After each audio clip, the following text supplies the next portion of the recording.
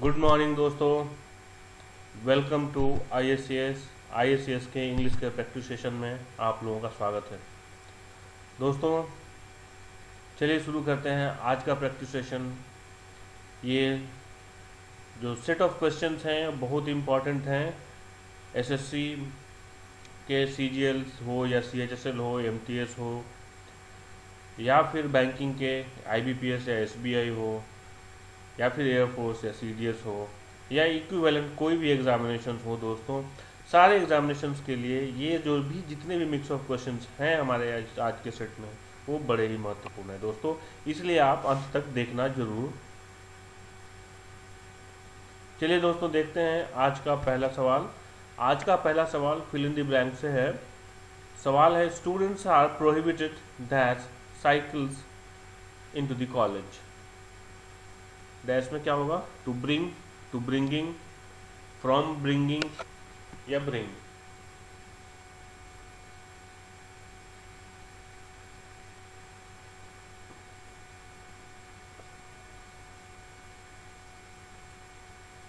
तो दोस्तों प्रोहिबिट में हमेशा प्रोहिबिट के साथ फ्रॉम प्रीपोजिशन लगता है यहाँ पे, तो फ्रॉम प्रीपोजिशन लगेगा तो यहाँ फ्रॉम है और प्रीपोजिशन के बाद वर्ब में आईएनजी लगता है यानी कि जेरेंट के फॉर्म में आता है, तो ये फ्रॉम ब्रिंगिंग होगा। तो answer would be option number C. Now look at question number 2। The man asked that they would go, when, that when, that then या फिर दैट।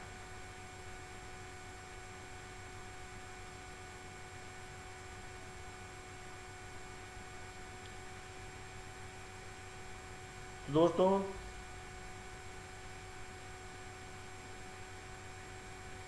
इसमें आंसर क्या होगा? होप आपने सही आंसर या ऑप्शन चूज कर लिया होगा। चलिए देखते हैं इसमें। The man asked that dash they would गो, क्या होगा इसमें? व्हेन होगा या दैट व्हेन होगा या दैट देन होगा या फिर दैट होगा। दोस्तों इसमें हम लोग देखते हैं कि ये रिपोर्टिंग वर्ब है, ये रिपोर्टेड स्पीच है, और अगर इसमें हम लोग WH वर्ड से शुरू करते हैं तो यहाँ पे दैट की आवश्यकता नहीं पड़ेगी, क्योंकि दैट ही कंजंक्शन की तरह यहाँ काम करता है और उसके बाद का सेंटेंस भले ही इंटरोगेटिव हो लेकिन क्या होता है, ये अफॉर्मेटिव यानी कि असर्टिव सेंटेंस बनता है आगे जाके। ठीक है दोस्तों, तो यहाँ पे WH वर्ड क्या है? एक ही है, व्हेन। इसका मतलब होगा कि he asked when they would गो, उन्होंने पूछा कि वे लोग कब आएंगे, कब जाएंगे। ठीक है दोस्तों, तो answer would be option number A, when. Now look at question number 3। We are so late then the meeting was almost over when he arrived. तो सेंटेंस इंप्रूवमेंट है दोस्तों, और जो बोल्ड एंड अंडरलाइंड है देन द मीटिंग, इसे improve करके क्या हम देख सकते हैं? Option A that the meeting या फिर व्हेन द मीटिंग या एज द मीटिंग या नो इम्प्रूवमेंट।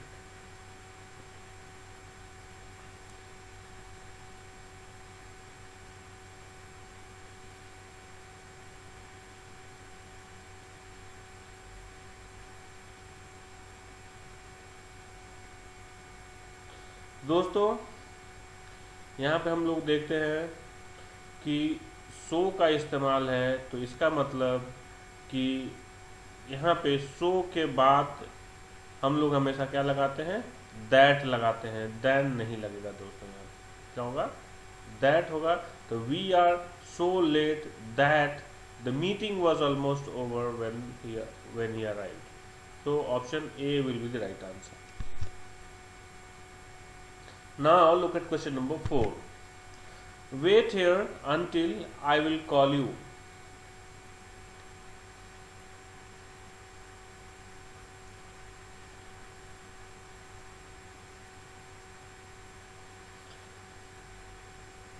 दोस्तों wait here until I will call you में अंटिल के बाद का जो सेंटेंस है वो सिंपल प्रेजेंट टेंस में बनेगा। अंटिल और अनलेस ये क्या है? एक कंडीशनल वर्ड है और ये कंडीशनल वर्ड है, तो यहाँ पे इसके बाद का जो क्लॉज होगा वो किस में बनेगा, सिंपल प्रेजेंट टेंस में बनेगा, यानी कि क्या होगा, आई कॉल यू, यानी कि option C will be the right answer. Now look at question number 5, sentence improvement से अगेन दोस्तों, you can help yourself with some biscuits although there are less left. Less left को हम लोग improve करके क्या कर सकते हैं, a few left, a fewer left, a least left, या नो इम्प्रूवमेंट।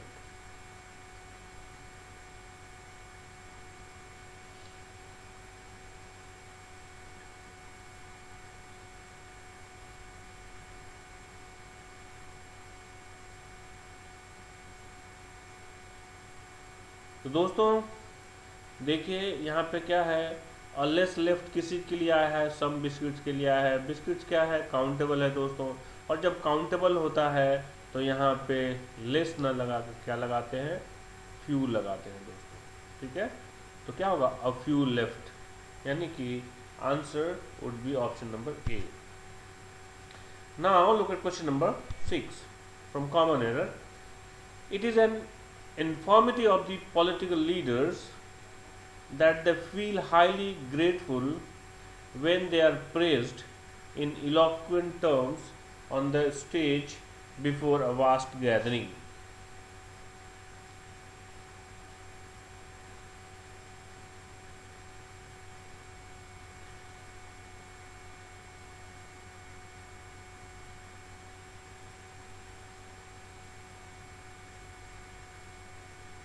तो दोस्तों होप आपने आंसर ढूंढ लिया होगा इसमें। चलिए दोस्तों देखते हैं इसमें क्या प्रॉब्लम है, कहाँ पे एरर है। It is an infirmity of the political leaders. ये दोस्तों इन्फॉर्मिटी का मतलब क्या होता है, देखिए एक वर्ड है, अच्छा वर्ड है, इन्फॉर्मिटी। इन्फॉर्मिटी का मतलब होता है वीकनेस, ठीक है दोस्तों।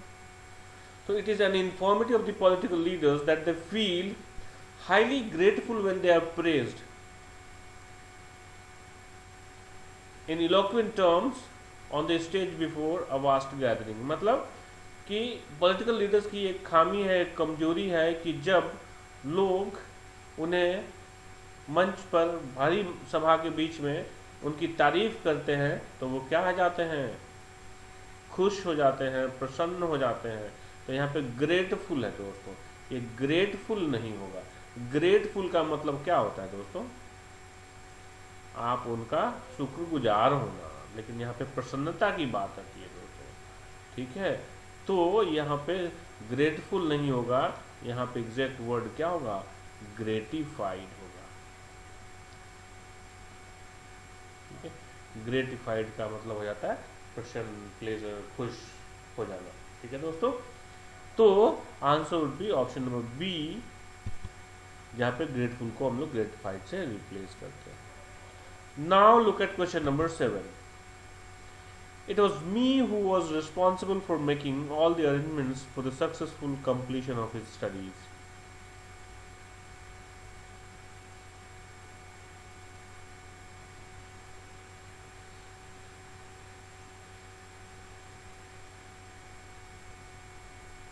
तो दोस्तों very simple question, I think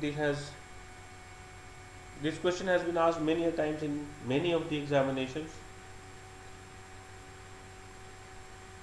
तो इट इज मी नहीं होता है दोस्तों, इट इज आई होता है। क्या होता है, इट इज आई। मी उस समय होता है दोस्तों क्योंकि ऑब्जेक्टिव केस में होता, तब होता, ठीक है दोस्तों। तो यहाँ पे हमेशा क्या, नॉमिनेटिव केस में होना चाहिए, क्या होगा, आई होगा। तो it was I who was responsible, ठीक है दोस्तों।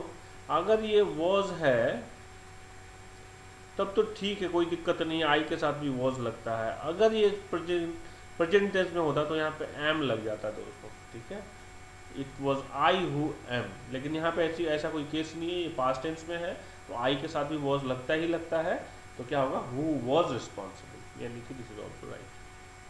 तो यहाँ पे मी को हम सिर्फ हटाएंगे और यहाँ लगाएंगे आई। Now look at question number 8. He has no right to attend this meeting since he has not been invited for the same.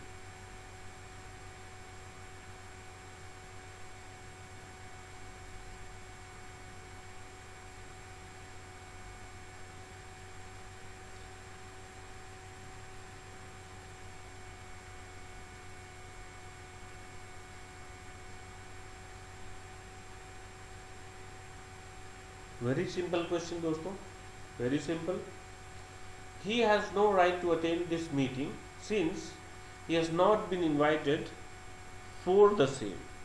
For the same नहीं होगा दोस्तों, आप मीटिंग के लिए क्या लगाएंगे, इट लगाएंगे, मीटिंग के लिए नहीं लगाएंगे, ठीक है दोस्तों। तो क्या हो जाएगा, he has not been invited for it. So answer would be option number C, where the same has to be replaced with it. Now look at question number 9, again from common error. The teacher advised that if he had worked hard, he would have passed.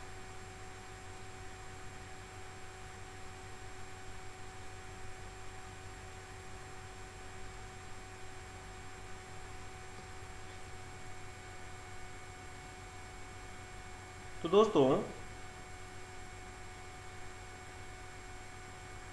बहुत important question है और अक्सर इसमें लोग गलतियां कर बैठते हैं, इसलिए कि अगर आपको अधूरी जानकारी हो तो ये सेंटेंस एकदम नो एरर वाला समझ में आएगा। इसमें प्रॉब्लम क्या है देखते हैं दोस्तों। देखिए, द टीचर एडवाइज्ड, ठीक है, ये क्या पार्ट है, ये एडवाइस जो है, ये वर्ड, ये जो वर्ब है ये रिपोर्टिंग वर्ब है, ठीक है। उसके बाद दैट लगने के बाद ये रिपोर्टेड स्पीच का पार्ट है जो कि एक कंडीशनल क्लॉज में है, ठीक है, पास्ट टेंस का कंडीशनल क्लॉज है, ठीक है दोस्तों। हम देखते हैं कि अगर इनडायरेक्ट नरेशन में रिपोर्टिंग वर्ब में एडवाइस हो, रिक्वेस्ट हो या ऑर्डर हो तो उसके बाद ऑब्जेक्ट आना जरूरी होता है, ठीक है दोस्तों, याद रखिएगा। और ये हमेशा लोग स्लिप करते हैं इसमें। तो क्या होगा, अगर एडवाइस हो, ऑर्डर हो, रिक्वेस्ट हो तो उसके बाद क्या आना जरूरी होता है, ऑब्जेक्ट आना जरूरी होता है दोस्तों। और यहाँ पे ऑब्जेक्ट नहीं है तो ऑब्जेक्ट क्या होगा, यानी कि जो किसका सब्जेक्ट होगा, इसका रिपोर्टेड स्पीच का, तो ही हो जाएगा दोस्तों। तो answer would be option number A, option number ए होगा दोस्तों। यहाँ पे थोड़ा आंसर गलत लिखा हुआ, इसमें लिखिए ए, ठीक है, आंसर वुड बी, जहाँ पे हम लोग हिम लिखेंगे किसके बाद, एडवाइस के बाद। याद रहे, an object is needed after reporting verb, advice, request and order, that is very important, और इसे गांठ बांध लो दोस्तों। Now look at question number 10. Had you indicated your choice clearly, this problem would have been avoided.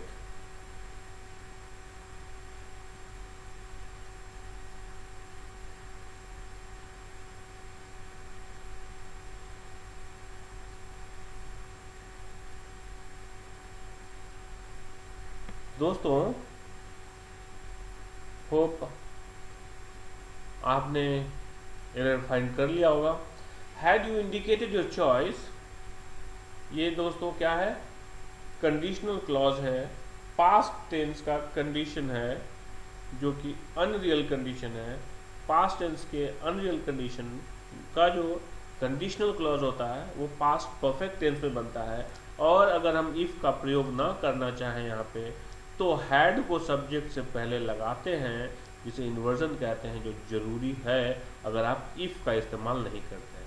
तो had you indicated your choice, यहाँ तक ये clause सही है, क्लियरली ये एडवर्ब है, ये भी सही है।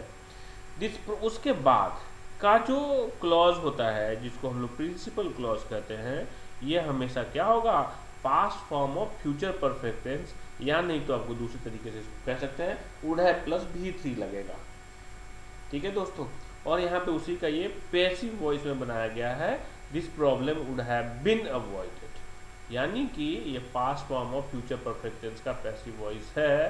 तो I don't find any error in it, so answer would be no error, right. Now look at question number 11। So friends, एक रिक्वेस्ट करूंगा before we go to question, next question, कि दोस्तों अगर आपको किसी भी तरीके से कोई प्रॉब्लम हो रहा हो, अगर मान लीजिए कि मैं बता रहा हूँ और आपको क्लैरिटी नहीं हो पा रही है, तो please put your comment in the comment box, ठीक है दोस्तों। तो आप ये जरूर करें, अगर अन्यथा मुझे लगेगा कि मैं बहुत अच्छा पढ़ा रहा हूँ आप लोगों को, अगर आपको दिक्कत नहीं हो रही है तो, ठीक है दोस्तों। Now look at question number 11।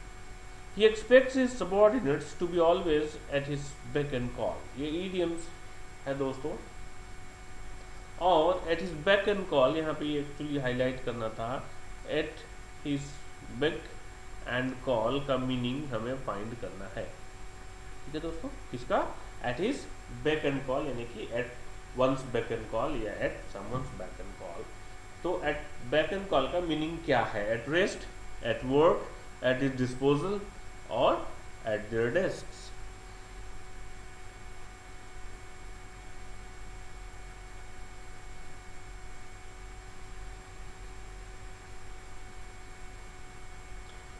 तो दोस्तों, to be at someone's beck and call का मतलब होता है to be ready to serve that work, मतलब उस व्यक्ति को के सेवा में हमेशा प्रस्तुत रहना, ठीक है दोस्तों, एकदम अटेंड करना, मतलब एट हिज डिस्पोजल, मतलब क्या होगा? एट हिज डिस्पोजल, हमेशा रेडी टू सर्व, यानी कि answer would be option number C, at his disposal.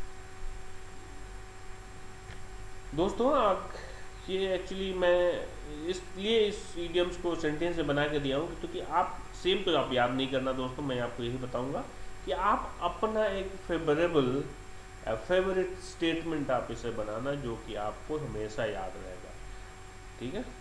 चलिए देखते हैं question number 12, ins and outs. देखिएगा दोस्तों, इडियम्स और फ्रेजेस में हम बहुत ज़्यादा कोई तब्दीली नहीं करते हैं। इन्स एंड आउट्स को इन एंड आउट नहीं लिखा जाता है, तो दोस्तों ऐसे भी कॉमन एरर में ऐसा क्वेश्चन पूछा जाता है। तो याद रखिए, इन्स एंड आउट्स का मीनिंग क्या होता है। So if you know ins and outs of something, मतलब you know that thing in detail, आप उसको पूरी तरह अच्छी तरह से जानते हैं, तो यानी कि answer would be option would be full details. Now look at question number 13. The students were advised to pore over the lesson thoroughly. Go through, go down, go off, go out. तो दोस्तों, इसमें pour over जो highlighted है, जो bold and underlined है, इसका meaning हमें निकालना है। क्या होता है? go through, go down, go of या गो आउट।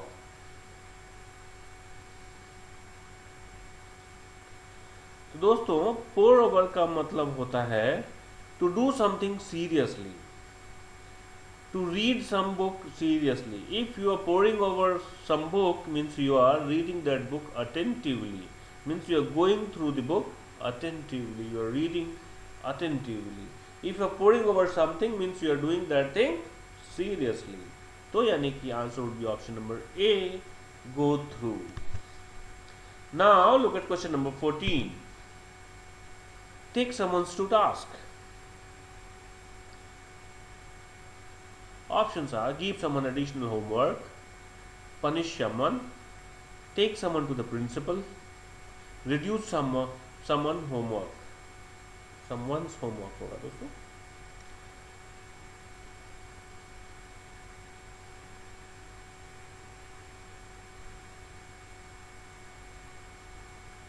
दोस्तों, टेक समवन्स टू टास्क का मतलब होता है to scold, to rebuke, to scorn someone, for his mistake, for his mistake, for disturbing you, for creating trouble for you. तो taking someone to task का मतलब teach him a lesson, आप उसे पाठ भी पढ़ाते हैं। ठीक है दोस्तों, यानी कि इसमें option number B will be the right one, punish someone. Now look at question number 15, choose the correctly spelled word. तो दोस्तों चलिए हम लोग चूज करते हैं बुटीक।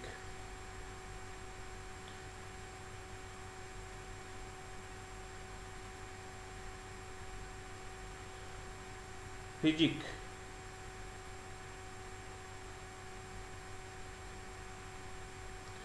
ओपेक, ऑब्लिक सही है, तो answer would be option number D. ठीक है दोस्तों, तो बुटीक का मतलब क्या होता है? बुटीक का मतलब दुकान, छोटी सी दुकान होती है जहाँ पे सिले सिलाए कपड़े या टेलर मेड कपड़े बनते हैं, उसे बुटीक कहते हैं। बेसिकली फॉर वुमेन क्लोथिंग्स के लिए होता है। फिजिक किसी के शरीर की बनावट, खास करके मैस्कुलाइन जेंडर के लिए फिजिक वर्ड का इस्तेमाल किया जाता है, जिसमें क्या होता है उसके बॉडी के शेप के बारे में बात की जाती है। ओपेक का मतलब होता है दोस्तों जो इसमें आर पार दिखाई नहीं देता हो, उसे कहते हैं ओपेक। ऑब्लिक का मतलब आप समझते हैं, जो टेढ़ा, जो आड़ा एक लाइन दी जाती है उसे कहते हैं ऑब्लिक। ठीक है, now look at question number 16, one word substitution. Fluent and clear in speech. If a person is fluent and clear in speech, he is what? Confident, emotional, enthusiastic, or articulate?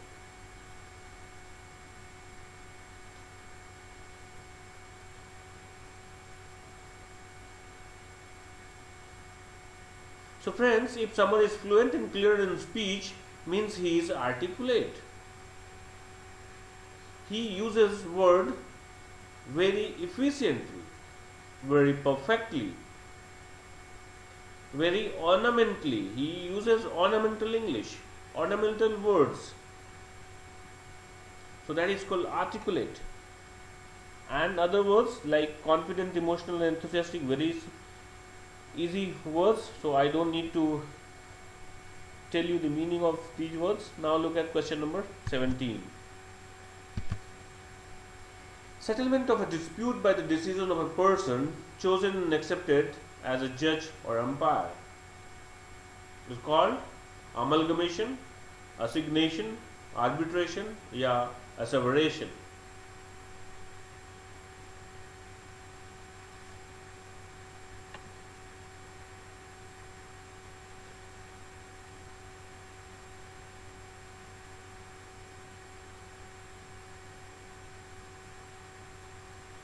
दोस्तों a settlement of a dispute by a decision of a person chosen and accepted as a judge or umpire is called arbitration. Option C will be the right one.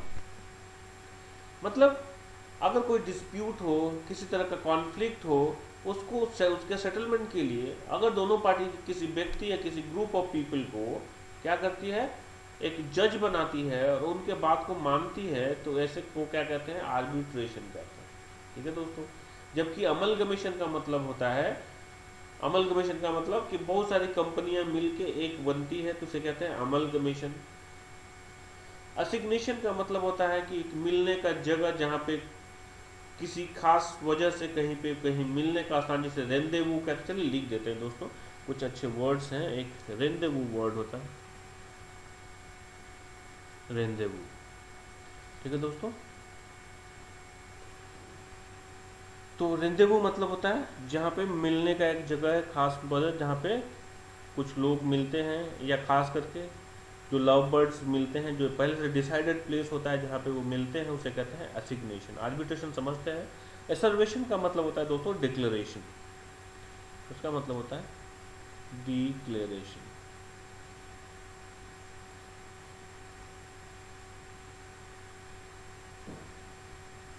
ठीक है दोस्तों, तो sorry थोड़ा rendezvous के में हम गलत spelling लिखा जा चुका था।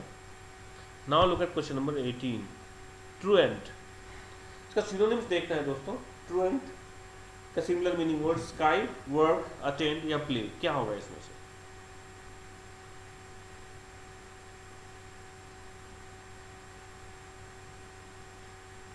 दोस्तों ट्रूएंट का मतलब होता है कि बिना बताए किसी मीटिंग से या क्लास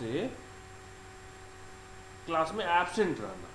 अगर बिना बताए कोई भी व्यक्ति या कोई स्टूडेंट बिना बताए, बिना परमिशन का या बिना इंटीमेट किए अगर वो एब्सेंट होता है तो ऐसे लोग को क्या कहते हैं? ट्रूएंट कहते हैं। और सिनोनिम्स इसका क्या होगा दोस्तों? Skive, option number A will be the right answer. और इसको आप आसानी से निकाल भी सकते थे, क्योंकि वॉक, अटेंड और प्ले से मिलता जुलता है, अलग सा वर्ड था, मिलता जुलता वर्ड नहीं था स्काई, तो sky will be the right answer. Now look at question number 19, tranquil. Again synonyms निकालना है दोस्तों इसमें से out of the given options. Options are restless, placid, pellucid, transitory.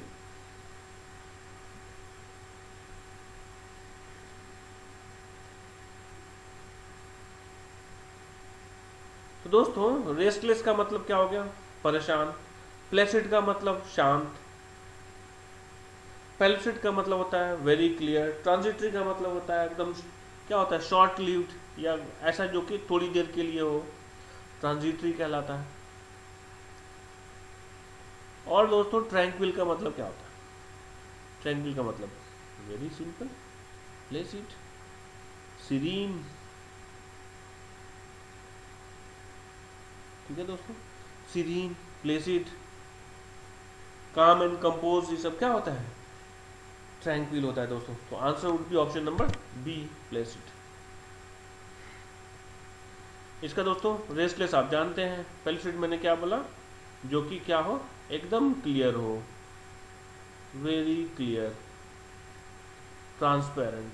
Transitory, short lived कह सकते हैं इसे आप, जो थोड़ी देर के लिए हो, that last for a short period of time, for a short while, it's called transitory.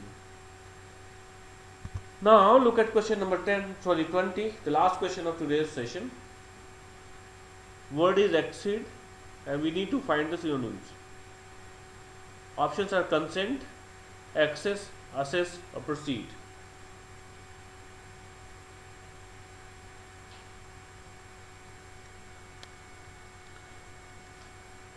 तो दोस्तों exceed का मतलब होता है to agree, to assent, consent। तो option A will be the right answer, consent है इसमें। एक्सेस का मतलब क्या होता है दोस्तों? रीच, पहुंच। परमिशन और लिबर्टी भी होता है। If you have access to something means you have a liberty to reach there, यानी कि लिबर्टी भी होता है। ठीक है दोस्तों, परमिशन भी कह सकते हैं इसे, परमिशन। असेस, असेस क्या कहते हैं दोस्तों? To make a judgement about, to make a judgement about something और समवन, टू जज आप कह सकते हैं। प्रोसीड मतलब टू कंटिन्यू। ठीक है दोस्तों, तो इस तरीके से हम लोगों ने आज 20 क्वेश्चन पूरे किए और इसी के साथ आज का प्रैक्टिस सेशन समाप्त होता है। और होप आपने अच्छे स्कोर किए होंगे। Questions were very easy today, but this kind of questions are generally asked in the examinations and people make silly, small mistakes, very small mistakes. So we need to be very careful while writing the examination, and we should not be in hurry. Since we are doing practice every day, so we will be conditioned to writing examination. Okay, so friends, keep doing the practice every day. It will help you out in the examination for sure. So thank you very much for watching our video. Thanks a lot, and keep giving me the feedbacks. And if you love this video, share with your friends. Please share whatever social media you are using. Please share in that social media. Thank you very much. Thanks a lot.